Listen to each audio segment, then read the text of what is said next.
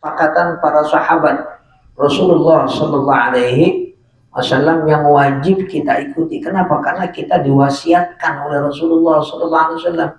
Alaikum bisunnati wa sunnatil khulafair rasyidin al-mahdiyyin addu 'alaiha bin nawajid. Kenapa kita disuruh ikutin sahabat? Nah, Nabi yang nyuruh. Wajib berarti, bukan sunnah.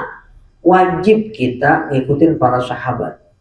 Jadi kalau kita ngomong sunnah hanya Rasulullah SAW, itu dianggap salah oleh Rasulullah. Karena Nabi aja ngomong sunnah dua. Alaikum bisunnati, kalian wajib ikut sunnahku. Terus Nabi ngomong lagi, wa sunnatil khulafair rasyidin.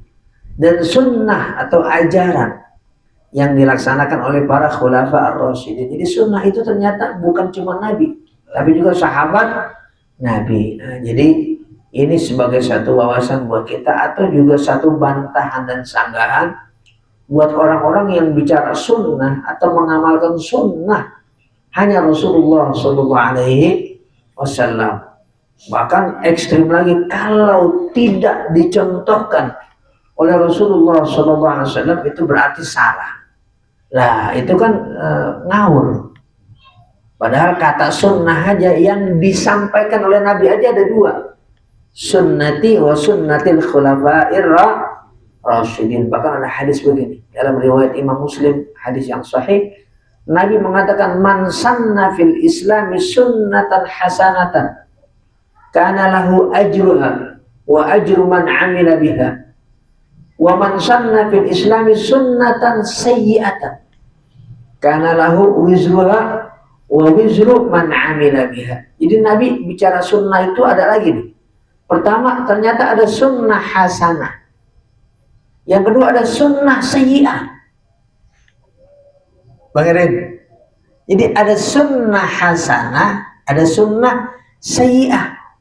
Nah di sini maksud Nabi sunnah hasanah itu satu tradisi kebiasaan yang baik. Sunnah sayyi'ah maksudnya kebiasaan yang buruk, tradisi yang jelek. Namanya sunnah sayyi'ah, pakai kata sunnah juga. Yang menyampaikan ini Nabi Muhammad Sallallahu Alaihi Wasallam. Nah, jadi kita ini harus memahami kata sunnah dan makna sunnah atau isi sunnah itu harus secara luas, tidak sebatas bicara apa yang dicontohkan oleh Nabi Muhammad Sallallahu Alaihi Wasallam. Jadi sunnah itu maksudnya apa saja perbuatan yang prinsipnya bukan, contohnya bukan, yang prinsipnya tidak melanggar, tidak bertentangan dengan Quran dan ajaran Rasulullah SAW, maka itu bagian yang tetap dibolehkan untuk diamalkan. Jadi bukan bicara yang dicontohkan, tapi tidak melanggar prinsip atau landasan ajaran Islam. Nah contoh yang tadi disampaikan oleh guru kita Kiai Anwar, ini kita sebentar lagi akan memasuki bulan Rabiul Awal, bulan Maulid Nabi Muhammad Sallallahu Alaihi Wasallam. Kalau bicara yang biasa kita lakukan, cara Maulid ada acara ini, acara itu, nyari contoh dari Rasulullah Sallallahu Alaihi Wasallam yang nggak ada. Nggak ada Nabi menyelenggarakan Maulid kayak model kita, ya. Nabi betul melaksanakan atau mencontohkan atau mempraktekkan hari kelahiran beliau dengan puasa. Jadi Nabi itu sampai wafat kalau ada Senin puasa. Kenapa ketika beliau ditanya, kenapa engkau puasa hari Senin? Itu kan Maulidku. Jadi Nabi mempuasakan hari kelahiran beliau. Meskipun hari kelahiran kita bukan hari Senin atau nggak sama dengan Rasulullah SAW, kita juga tetap puasa hari Senin.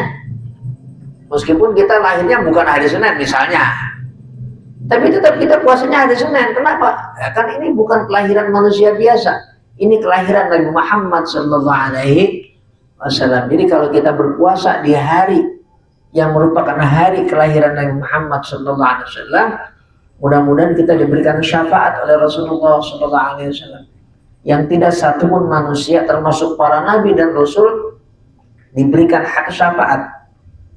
Yang punya syafaat uzma pada hari kiamat cuman Rasulullah Sallallahu Alaihi Wasallam. Mudah-mudahan kita termasuk yang diberikan syafaat oleh Rasulullah Sallallahu Alaihi Wasallam. Jadi syafaat itu ada dua. Ada syafa'ah minan nar, ada syafa'ah lid darajat. Jadi bukan cuma syafaat itu terkait ada orang masuk neraka kemudian dikasih selamat, nggak juga itu. Ada namanya syafaat derajat. Semisal ada di antara kita dan mudah-mudahan kita semua diberi surga oleh Allah Subhanahu wa taala. Cuman ada yang dapatnya emperan misalnya gitu. Nah dengan syafaat Rasulullah sallallahu alaihi wasallam kenapa si fulan si anu, oh ini Bapak Susanto misalnya. Surganya emperan. Cuma dia waktu di dunia ada resepnya, dia ngapa resepnya? Banyak bersolawat kepada Rasulullah sallallahu alaihi wasallam.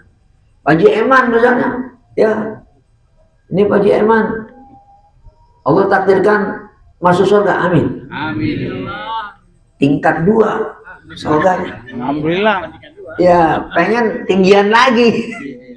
Nah dengan syafaat Rasulullah SAW dan kecintaan ya Pak Haji Eman dengan sholawat kepada Rasulullah SAW, itu peringkatnya bisa, derajatnya bisa diangkat lagi oleh Allah Subhanahu wa taala dengan syafaat Rasulullah sallallahu alaihi wasallam. Dan memang itu hak istimewa, kalau bahasa kerennya hak prerogatif yang diberikan Allah khusus kepada Nabi Muhammad sallallahu alaihi wasallam.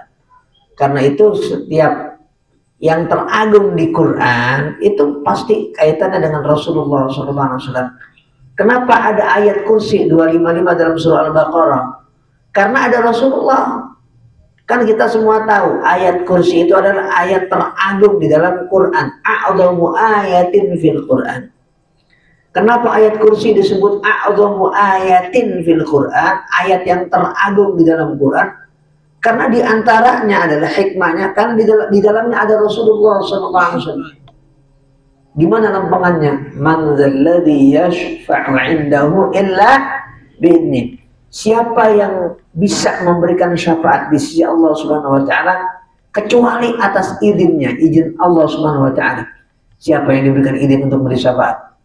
Cuma Rasulullah sallallahu alaihi wasallam. Jadi ada illa bi'izni untuk menunjukkan bahwa yang diizinkan itu cuma satu manusia dan makhluk Allah Subhanahu wa taala, yaitu Rasulullah sallallahu alaihi wasallam.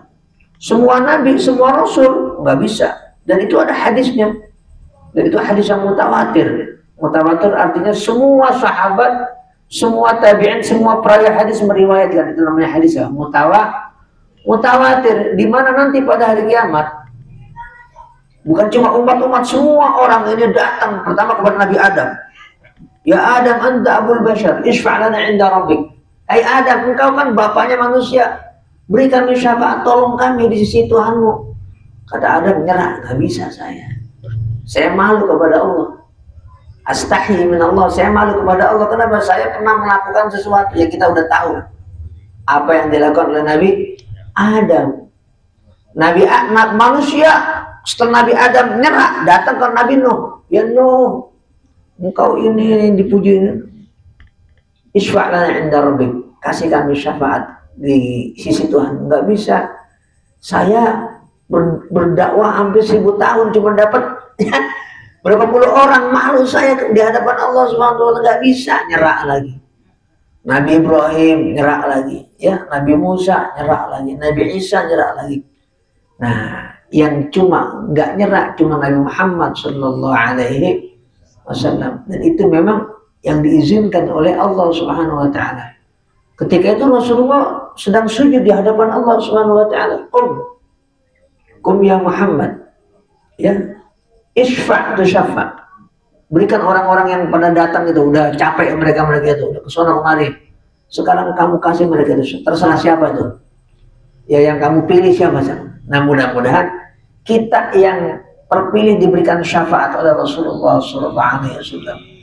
Bahkan umatnya yang melakukan dosa besar, kata Rasulullah SAW, syafaati inda ahlil kabairi min ummati.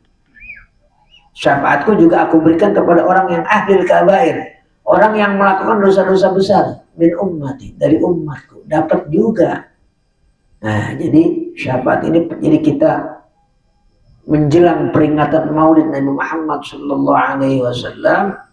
Nah, kita mudah-mudahan dengan pelaksanaannya tadi bukan karena berdasarkan contohnya, karena nggak dicontohkan oleh Rasulullah Sallallahu Alaihi Wasallam, tapi punya landasan bahwasanya nilai-nilai Maulid yang kita laksanakan itu tidak bertentangan sama sekali dengan ajaran Islam yang dibawa oleh Nabi Muhammad Sallallahu Alaihi Wasallam.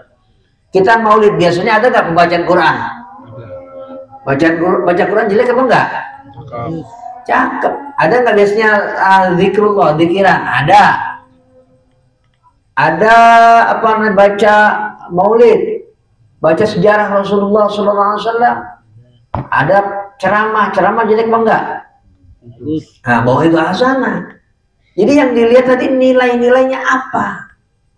Kecuali ya Maulid ya main judi, goyang dompet ya atau dangdut macam-macam lah yang ya sifatnya maksiat. Nah, ini kita Maulid semuanya mengisinya dengan sesuatu yang baik. Jadi itu yang kita lihat adalah value-nya, nilainya, ya. Bukan kemudian cantolan contohnya. Kalau semua yang tidak dicontohkan oleh Rasulullah SAW itu merupakan sesuatu yang bid'ah, maka banyak sekali yang sudah kita laksanakan ini semuanya ada dalam kesesatan. Kan orang ada yang sering mengucapkan tuh, kullu bid'atin dolalah wa kullu dolalatin finnar. Itu dari mulai sholat, puasa, zakat, sampai haji. Banyak sekarang sesuatu yang baru. Tanya nih guru kita, itu sekarang yang namanya orang kalau tawaf kan nggak semua di lantai satu ya, sebenarnya ada lantai 2. Kemudian ada orang sa'i berapa lantai sekarang? 4 lantai. Pakai golf kan? Pakai golf anaknya mobil itu ya. Golf car dia. Berarti orang yang tawaf di lantai 2, 3, orang yang sa'i di lantai 2, 3, dan 4 kan terbang namanya. Kenapa kakinya nggak nginjek? Ini nggak benar kalau kita ngikutin bicara contoh. Karena Nabi Muhammad SAW nggak pernah kalau tawaf sa'i terbang, kan nggak pernah. Jadi sekarang sudah banyak perubahan. Orang sekarang nih melontar jumroh. Di sini ada nggak yang baru pulang haji? Nih bro, no, nunjuk. Nah. Pak, kemarin lagi melontar bulatan apa melontar tembok? Melontar. Yang dilempar. Tembok. Nah, tembok sekarang orang melontar sekarang tembok 15 meter. Iya. Zaman dulu ya, saya remaja haji itu pakai ini, pakai tiang kayak gini nih, tapi bulat. Nah sekarang, waduh, itu nggak dicontohkan oleh Rasulullah SAW. Kalau itu salah, orang haji semua nggak ada yang sah. Kenapa nggak dicontohkan oleh Rasulullah SAW? Ya, nah, jadi Islam ini ya bicara soal pelaksanaannya hampir banyak sekali yang kita lihat nilainya, bukan contohnya. Ya, ini sekarang banyak dari kita pakai baju koko. Emang baju koko baju takwa? Baju Cina. Dulu orang-orang Cina itu pakai baju itu kalau mau ke kelenteng. Ya, ke kelenteng. Pakai baju Shanghai. Kemudian oleh orang-orang Islam dimodifikasi. Ya sekarang disebut dengan baju koko. Untuk apa? Ke masjid, untuk sholat, untuk ngaji. Jadi itu namanya adaptasi budaya. Ya, masjid di zaman Rasulullah SAW, di zaman sahabat kagak ada kubahnya. Jadi kubah itu yang sekarang jadi simbol masjid itu sebenarnya simbol kekristenan. Cuma karena sudah berjalan lebih dari 1000 tahun, kayak kubah itu kayak milik orang Islam, kan salah. Semua arsitek semua tanya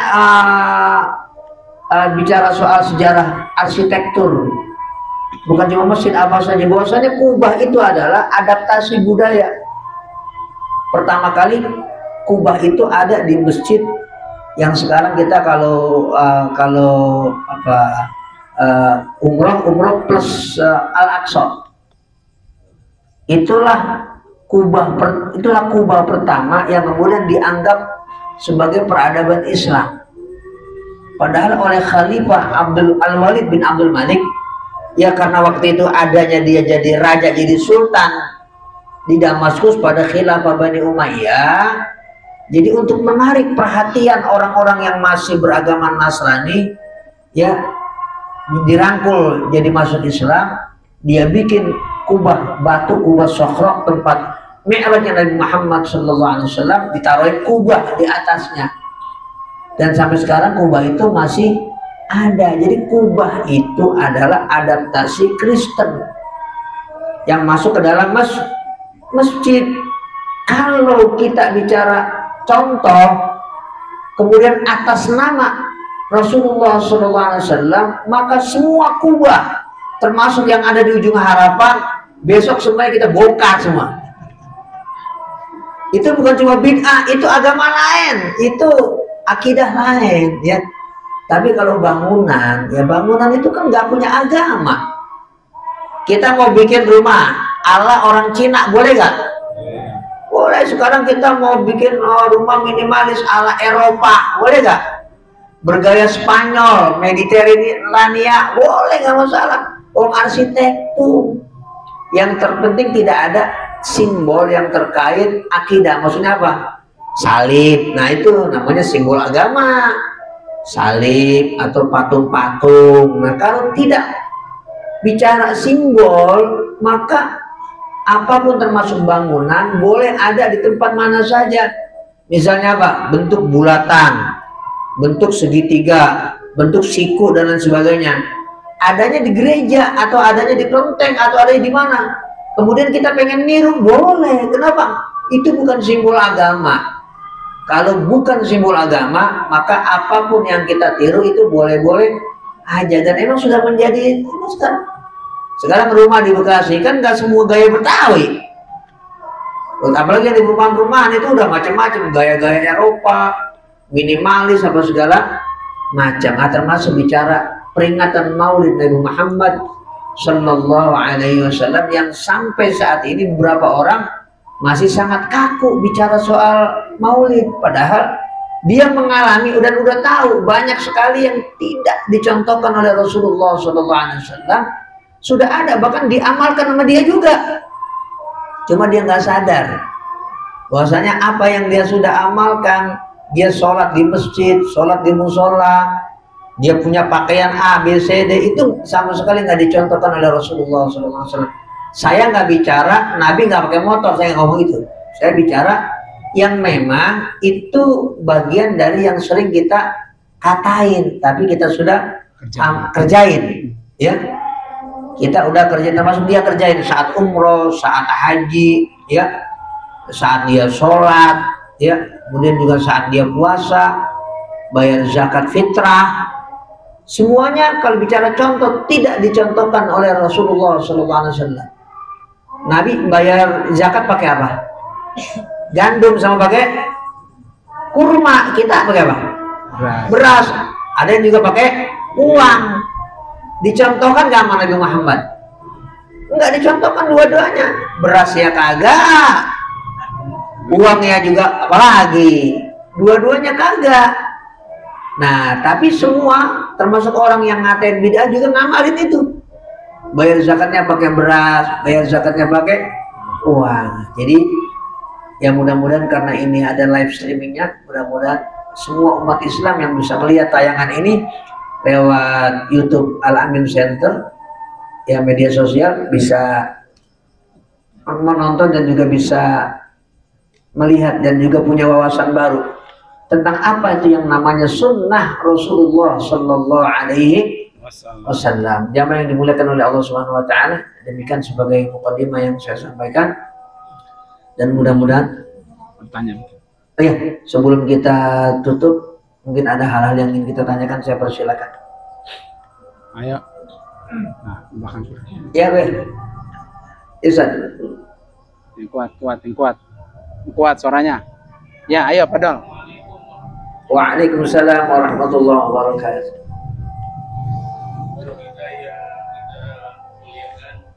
Ya, ya, sini sini depan sini.